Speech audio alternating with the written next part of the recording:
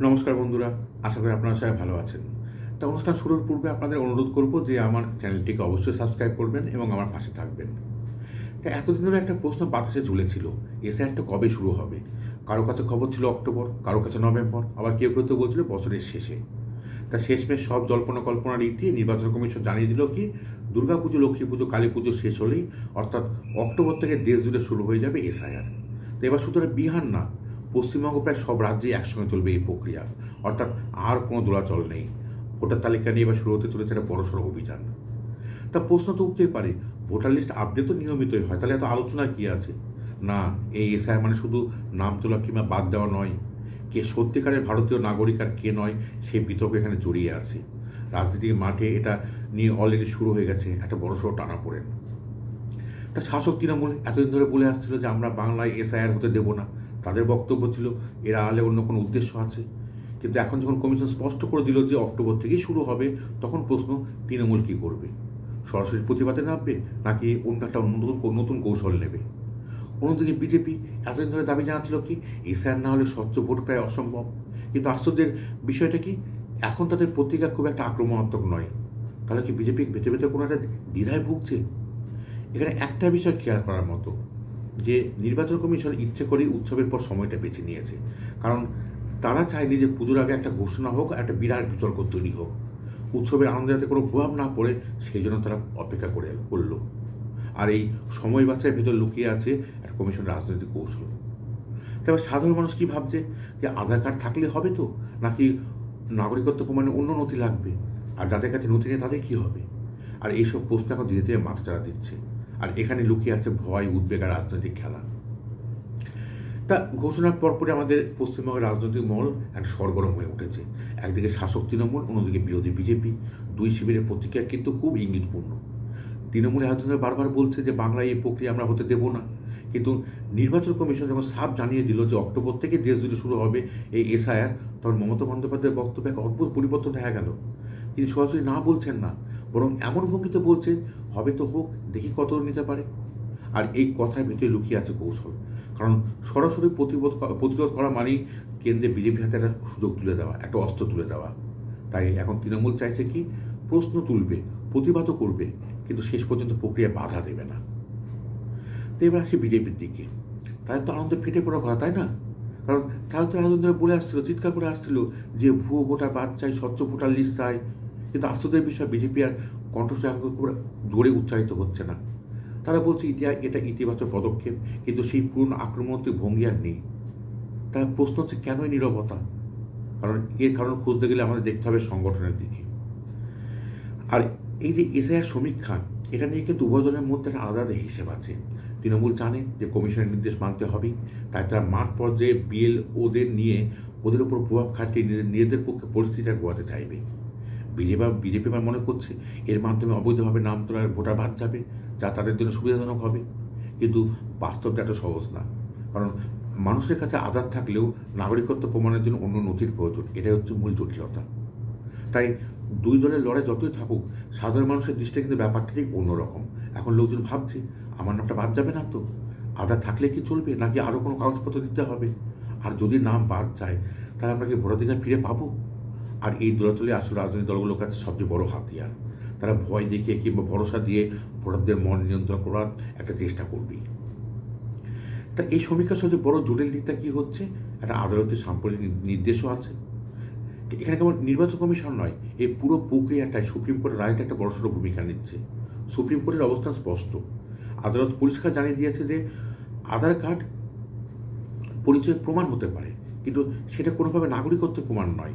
অর্থাৎ আধার থাকলে আপনি যে ভারতের নাগরিক, সেটা কখনোই বলা যাবে না। তাহলে কি লাগবে? নাগরিকত্ব প্রমাণের জন্য আরও নথি লাগবে। কোন কোন নথি? বার্থ সার্টিফিকেট, পাসপোর্ট বা কমিশন স্বীকৃত অন্য যে কোনো কাগজ। মোট 11 ধরনের নথিকে বৈধভাবে ধরা হয়েছে। তা এখানে একটা জটিলতার জায়গা আছে, আর সেটা তৈরি করেছে আসল সংকট।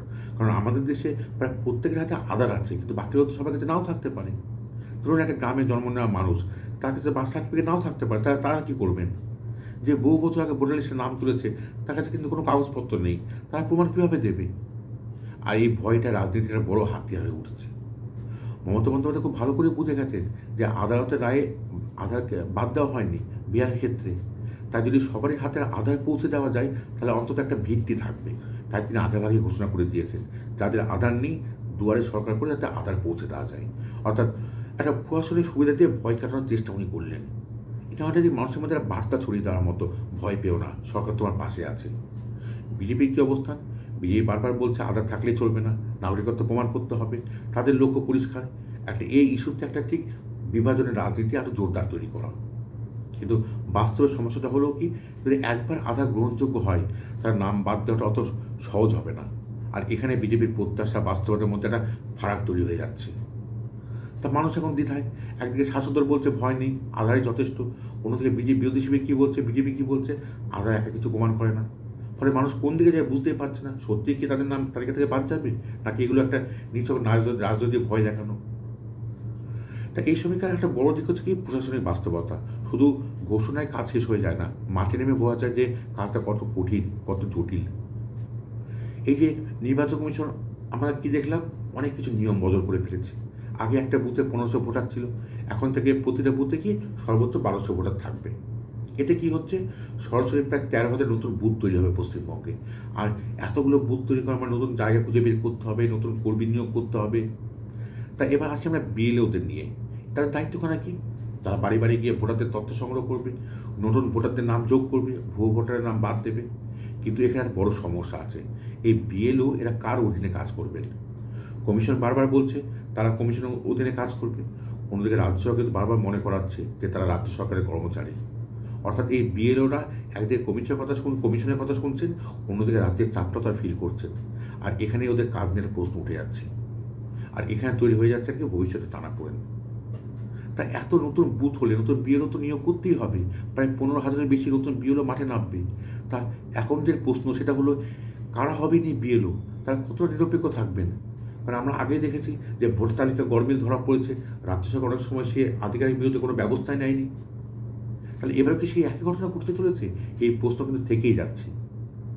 আর এখন সবচেয়ে বড় দ্বন্দ্ব হচ্ছে কি, নির্বাচন কমিশন চাইছে পুরো প্রক্রিয়াটাও নিরপেক্ষ, কিন্তু রাজ্য সরকার বিরোধীদের উপর নিয়ন্ত্রণ ছাড়তে পুরো নারাজ। এটা ঠিক একটা দড়ি টানাটানির মতো খেলা চলছে, একদিকে কমিশন, একদিকে রাজ্য প্রশাসন, আর মাঝখানে আটকে যাচ্ছে কত সাধারণ সরকারি কর্মচারী যাদেরকে বিএলও বানানো হচ্ছে।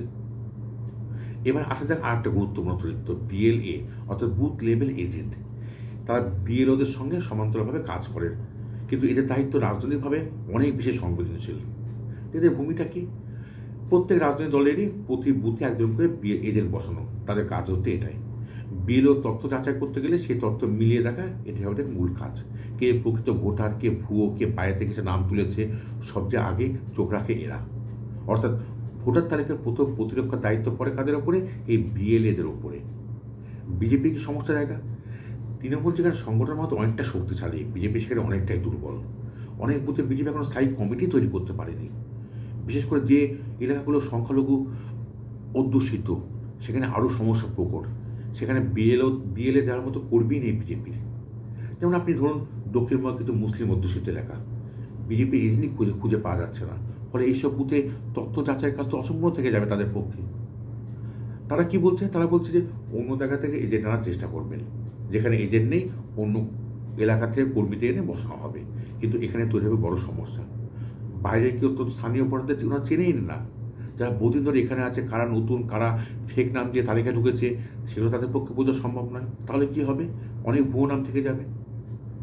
আর এখানে হচ্ছে তৃণমূল অনেকটা এগিয়ে আছে, তাদের প্রতিটি বুথে তাদের এজেন্ট আছে, স্থানীয়ভাবে তারা কোন বাড়ি, কোন পরিবার সবই তারা চেনে। ফলে ভুয়ো ভোটার ধরা পড়ুক বা না পড়ুক, তাদের পক্ষে পরিস্থিতিটা অনেকটা সহজ। তা কোথায় ফাঁক রয়ে যাচ্ছে? সংখ্যালঘু অধ্যুষিত এলাকায় বিজেপি দুর্বল, অনেক জায়গায় এজেন্ট নেই, যাদের আছে তাদেরও যথেষ্ট অভিজ্ঞ নয়। তাহলে তার ফলে কী হবে? এইসব বুথে যে সমীক্ষা যতটা নিরপেক্ষ হওয়ার কথা, বাস্তবে সেটা হবে? কখনোই হবে না, এবং এই আশঙ্কাটা সবচেয়ে বেশি এখন। তাই এই যে প্রক্রিয়া সাধারণ ভোটারদের উপর কতটা প্রভাব ফেলতে পারে, তাদের রাজনৈতিক দিক থেকে ভবিষ্যতের মানে কি? তো এখানে প্রথমে বলে রাখা দরকার যে সাধারণ মানুষ সবচেয়ে ভয় পাচ্ছে একটা বিষয়ে, যদি হঠাৎ নামটা বাদ পড়ে যায়। নতুন নিয়ম মেনে যদি সময়মতো নথি না দিতে পারি, তাহলে তো ভোট তালিকা থেকে নাম বাদ চলে যাবে। অধিকাংশ মানুষের কাছে ভোট মানে শুধু নাগরিক অধিকার না, একটা সম্মান। যদি কেউ হঠাৎ করে নিজেদের নাম তালিকায় খুঁজে না পান, তাহলে তার মনে হবে কি তার পরিচয়টা প্রশ্নের মুখে দাঁড়িয়ে গেছে। আর এখানে তৈরি হচ্ছে একটা বড়সড় সামাজিক অস্বস্তি।